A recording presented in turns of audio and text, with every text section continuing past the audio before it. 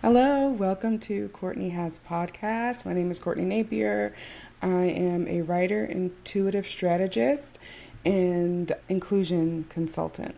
IDEA, I love that acronym, consultant. And I have some things to say about the latest news story happening, particularly in the astrological community, but I feel like it resonates beyond that into the spaces of DEI work and the spaces of conflict resolution and a lot of other just real life experiences. So if you don't know what is it, the TLDR, is that how you say it, of this situation is a very, very prominent astrologer, been around for ages. Stephen Forrest was on a podcast that I believe is hosted by some dear friends, at the very least to their dear friends. I think they're like even closer to like mentees. And one of the hosts is Black. And this person, Stephen Forrest, decided to, in a moment of what we call overfamiliarity, chose to use the N word on the podcast in the form of a joke. And if you're listening to this via audio, I am in fact using air quotes around the idea of using the N word as a joke. But this is what this person claims. Obviously we know about it because the podcast was published, which is a whole nother conversation. But this podcast was published and went public, and the public listens to it because the public, at least the astrological public, listens to Stephen Forrest. Very, very prolific writer and speaker, and actually a headliner, or was slated to be a headliner for the upcoming major astrological conference that, according to what I've read, has sold out for the first time in advance, which is a big deal and really kind of shows where we're at. I just want to write another note. Sorry, my desk was shaking because I'm writing another note. I'm really trying to keep this podcast like intentional and thoughtful and not run too many tangents. I'm really good at a rabbit trail, so I'm trying to keep it really tight. But there has been obviously outcry about this person that is very, very respected in the astrological world. Did I mention that they are a white, cisgendered, heterosexual male, older male, upper class at the very least, not a middle class individual, someone who has some cash in the bank, someone who probably has a savings account. And so, yeah, like this is a person that is had used this word in public, recorded, and has since, as people have responded with a lot of hurt, a lot of disappointment, a lot of frustration, a lot of confusion emotionally, to have someone who has mentored so many. A diverse group of astrologers have been mentored by this person, and yet they use this incredibly violent word so flippantly in the presence of someone who's Black, in the presence of someone who respects him. And that person probably felt like they're on the spot. For anybody who's questioning why this Black man responded the way that he did in the moment, you've probably never been called the N-word. I'm just going to say that and leave that there. It is a very jarring, shocking experience to be called that, or have someone, especially a white person, particularly a non-Black person, use the N-word in front of you. It is a very violent, shocking experience to live through, and you react in a way when that happens, in a way that's akin to someone slapping you in the face. Like, you don't even know how to react. You can't even believe that it's real, what's occurring. Again, why it got published, I don't know. Why it didn't get edited out, I have no idea. But here we are, and we have this opportunity to address an incident that is not only really, really important to be occurring in the astrological community. But it's just a general, really good learning opportunity for allies and how we carry ourselves. And I say we because while I am a lesbian, black woman, I'm also cisgendered. I'm also, I don't know, there's some other things. I speak English. I'm a citizen, a born citizen of the United States. There are other privileges that I hold that I have to keep in check in order to be an ally to the communities that are marginalized, even in ways that I am not. So that's why I say we. When I say the word ally, I include myself. So this is a learning opportunity for us as allies, anyone who cares about other people who are different from them.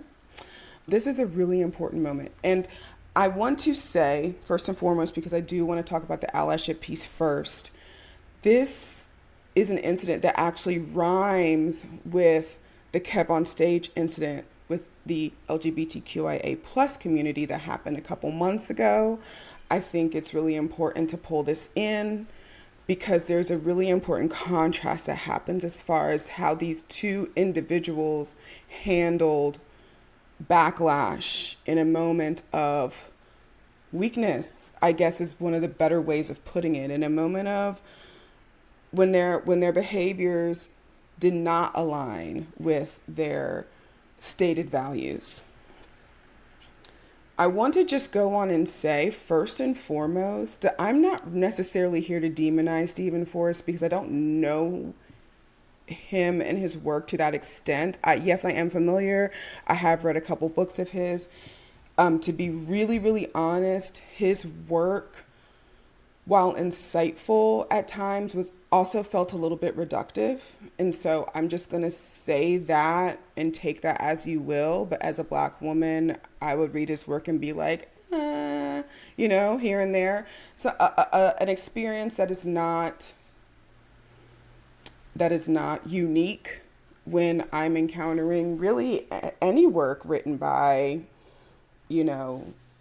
the majoritized minority, to be really frank. So it's something that is to be navigated. I'm used to navigating that, the tension between my values of liberation and abolition and inclusion and intersectionality when I'm encountering work written by majoritized minority people.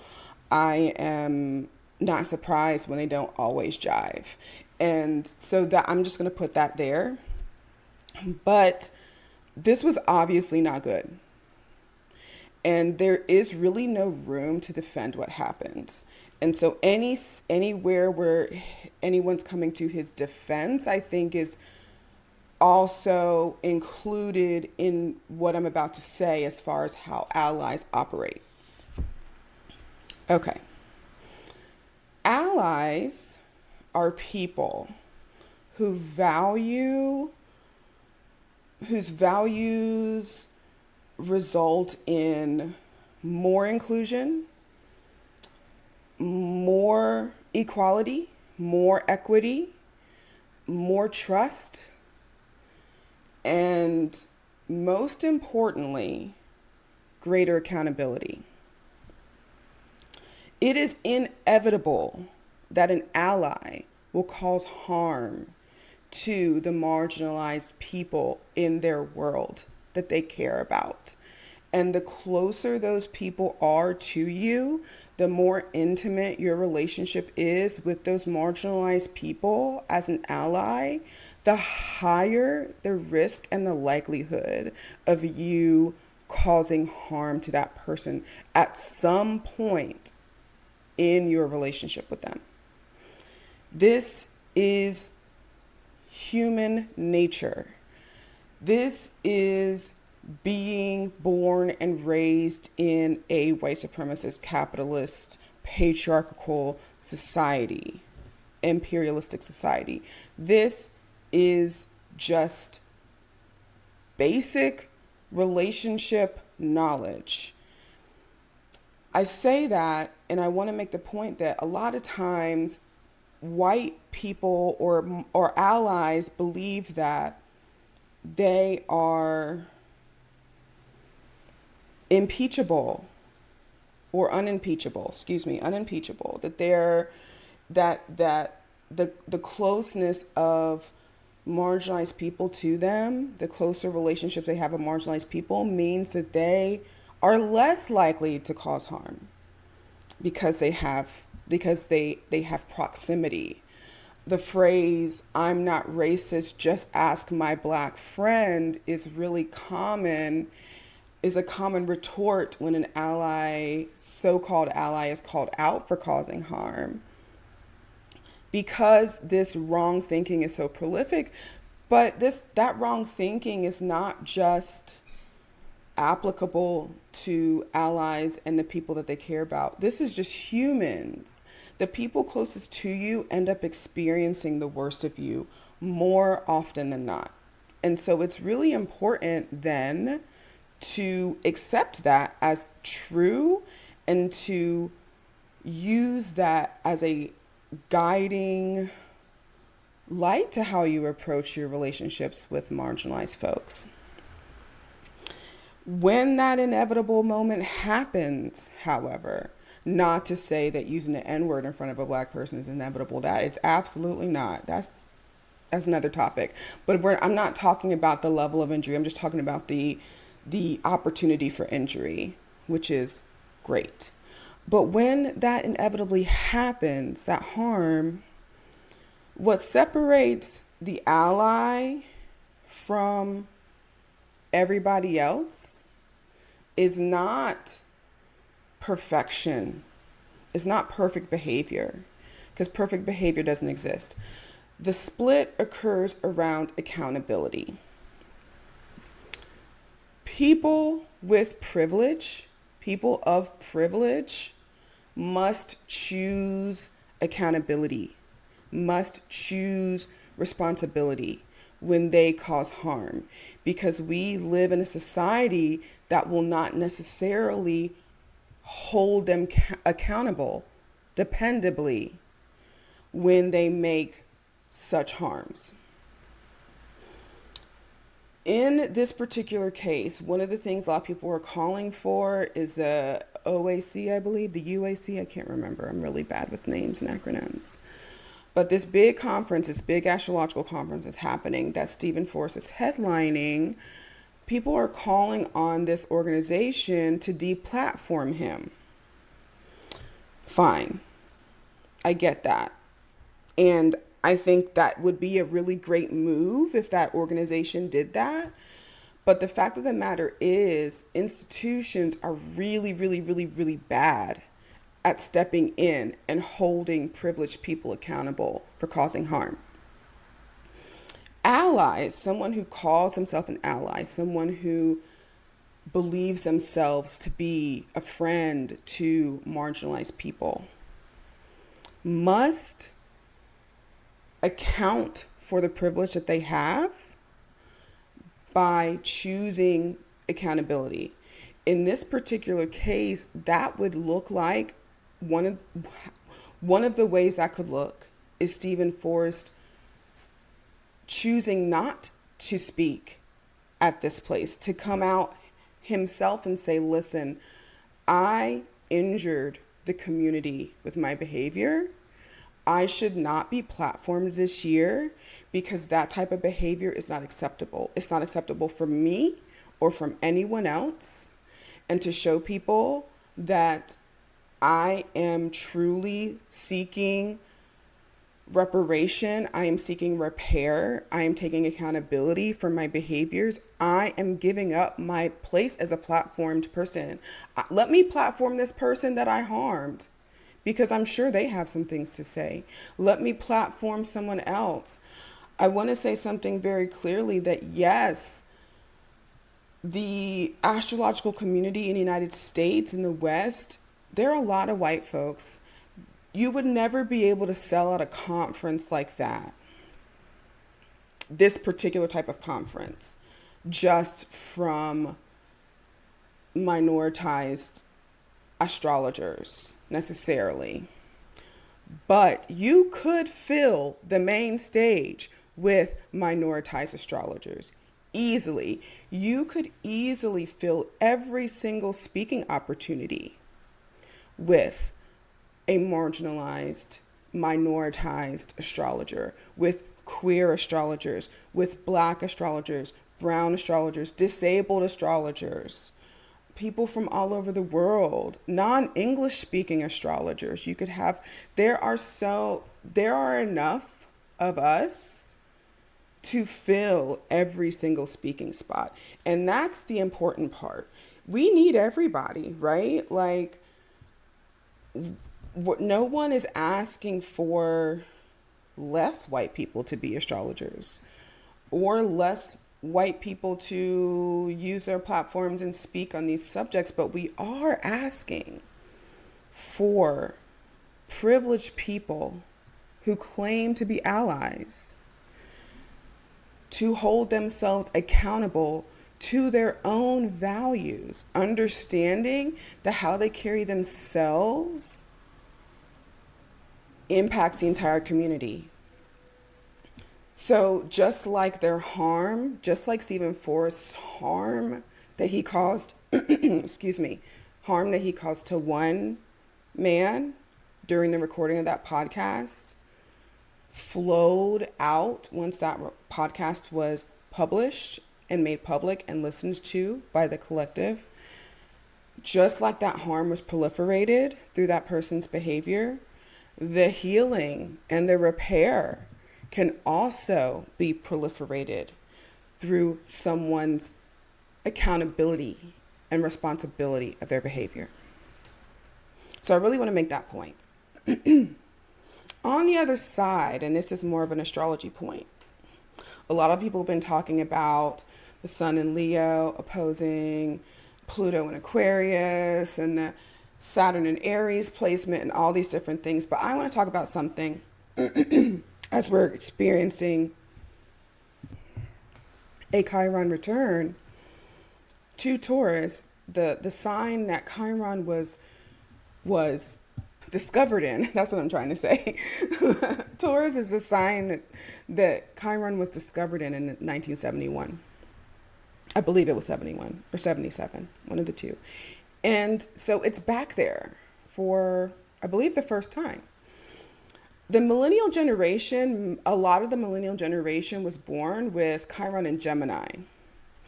And I want to say that in particular because people talk about how sensitive millennials are around rhetoric and words, what we say to each other, how we communicate to each other.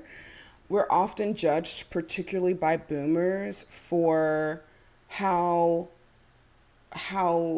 seriously we take the words that we use to describe ourselves and each other. And I just want to point out that as a generation with Chiron and Gemini, we were born that way. We're supposed to be this way. We are supposed to find the healing that is inside the healing of the wound around words and communication. Gemini being ruled by Mercury, we're talking about how we communicate with each other. And to have an elder use such violent language, you betcha, in a Chiron return moment, and I haven't taken the time to figure out necessarily if there is a aspect that's made or what that aspect looks like for various house placements and planets, but I will say that it's just significant in and of itself that our generation drew the line where another generation didn't see a line. That's not necessarily their wound. Some did. I'm not saying everybody did not, because there are people who did. There are boomers who stood up and said this was wrong. Black folks, white folks, men, women, everybody. There were people who stood up and said this was wrong. So this is not about being too old to understand that saying the N-word is bad. That is not an argument here. It is, so I just wanted to point that out. People are talking about the astrology of the moment, which is very applicable, but I think we also need to include this truth that many in our generation have Chiron and Gemini, and we are going to have the wound in us is activated by the words that we hear and say. And the healing also is there. And so we will be those individuals who will rise up when violence comes in the form of words and language, to find healing in that moment. And healing oftentimes comes from using our words to say that what was done was harmful and violent and wounding, and we demand accountability and responsibility so that we can create an opportunity for healing. Now, one of the opportunities for healing that I want to talk about as I close, that is already occurring and that I think is so amazing, and one of the things that I also feel I can attribute to the Sun in Leo and Pluto in Aquarius at opposition, is the shifting of what the astrology community looks like to itself. For so long, at these conferences and the podcasts and the books published and the people breaking into mainstream have been white, have been straight, have been older, have been American or Canadian or British or some Western identity. And that has been the case for a really long time. And since all this stuff with Stephen Forrest has gone down, it's almost like a dam has burst, and through it is flowing so many minoritized, intuitive voices that have existed. And because of the limitations of our patriarchal, white supremacist, capitalist, imperialist society, they have not been able to gain the type of platforming that they really deserve. And this incident has allowed whatever that barrier was to break. And coming out is just all these people, this like community of people that I have known in passing, or I've never ever heard of at all. Or I mean, I want to say this is not a rabbit trail, but this is just a personal story that I personally have spent so much time, too much time, looking for Black and brown astrologers, for queer astrologers, for decolonized astrologers, for intersectional astrologers out there, and not just individuals, but like research, books, events, opportunities to learn from these individuals. Because as a Black person who is very curious and has a background in like investigative journalism and oral history and curation and that kind of thing, I understand that if I only read books and listen to podcasts and listen to YouTube classes and lectures and all this from one type of person, I'm only going to get one piece of the puzzle when it comes to understanding any topic. And astrology is no different. And so me as a curious person, I have a lot of placements in my 9th house. I want to know like what this is really about, particularly from people who look like me, and particularly from people who value the things I value, because I see astrology as a tool for liberation. I see it as a tool to heal the wounds and the barriers that have been built up over the centuries that have caused people to not understand who they are in full. And so this opportunity, this moment where I am meeting dozens and dozens of folks, of different astrologers from all over the country, all over the world, who look like me and don't, who have experiences that I've never even dreamed of having. It's bringing me so much life. It's bringing me so much joy. And I hate that sometimes this is how the world works, but sometimes this is how the world works. We know this. As astrologers, we know this. As people who study history, we know this. As people who are in the service community and in the care services and care for people through sociology or astrology or psychology or any of these spaces, we understand that some of the greatest healing and some of the greatest discovery and opportunity come out of wound, out of harm, out of chaos. And that is just the way life works sometimes. And it is a welcome moment for me. It is a moment of joy for me to be able to be introduced to so many new voices. And some are not new. Some have been around for years, for decades, but just have never been able to get the opportunity to have their voice heard because the same structures and systemic isms that plague so many institutions in so many different communities also had a hold on the astrological community. And so the fact that that hold is breaking, this is a beautiful day. This is a beautiful new day. This is an opportunity to celebrate. This is even, I feel, an opportunity for Stephen Forrest to celebrate because he's been doing this for a long ass time. And he could afford to step back. He could afford to be in the audience for once, to not be the expert in the room. I see that as an incredible opportunity as someone who has given so much to the astrology, to astrologers for decades, to finally get to be a student again, to finally just sit back and listen. And so I invite Stephen Forrest to do that. I invite him to step down.